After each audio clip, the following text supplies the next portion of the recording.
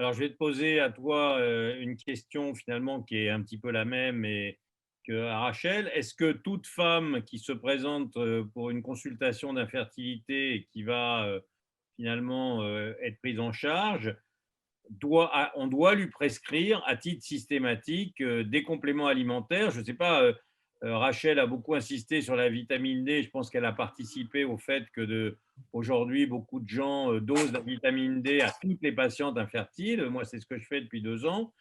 Et je n'ai Oui. pas fait d'études, mais j'ai l'impression que 90% de mes patientes ont des taux catastrophiques de Non, vitamine non, D. c'est pas Ah 90% de ben, tes patientes, c'est 90% des gens en général. oui, C'est-à-dire mais que tu as toute alors, la donc, population. donc, Voilà. oui, mais donc ma question finalement, c'est est-ce que toute femme qui rentre dans un cabinet médical d'infertilité ne doit pas repartir avec des compléments alimentaires? Quelle que Je ne soit son répondrai. alimentation? Je crois que c'est la question d'Éric, mais en ce qui concerne la vitamine D, c'est toute femme et même tout homme, on va dire les choses, Oui, oui. qui nécessitent un réajustement. En ce qui concerne la vitamine D, c'est pas le sujet aujourd'hui, mais en ce qui concerne l'épidémie de Covid, ça a été extrêmement bien démontré il y avait une corrélation entre gravité des formes de Covid et Et carence en taux de, vitamine ouais. D. Mm.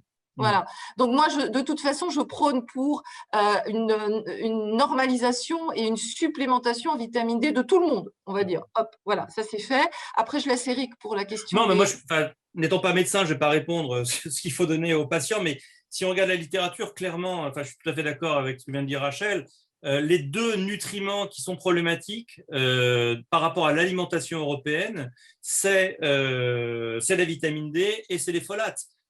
Donc, une supplémentation, je dirais, quasiment systématique, préventive, je ne sais pas comment on l'appelait, avec des quantités, encore une fois, raisonnables. Donc, on est à 200-300% des AJR, par exemple, en termes de dose. Je pense qu'une femme qui veut tomber enceinte, encore une fois, c'est plus le biochimiste qui parle, oui, oui, je pense que c'est plutôt une bonne idée parce que ce pas des produits, quand on reste dans des quantités qui sont raisonnables, ce pas des produits qui vont induire la moindre toxicité. Donc, je pense que c'est plutôt une bonne idée. Hein, c'est ce que je vous montrais avec les fameux nutriments dits essentiels. Je pense que apporter 100-200% des AJR pour être certain de couvrir.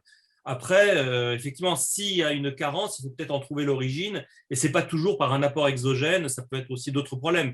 Mais oui, je pense qu'en termes de sécurité, je rejoins ce que dit Rachel et ce qu'on trouve dans la littérature.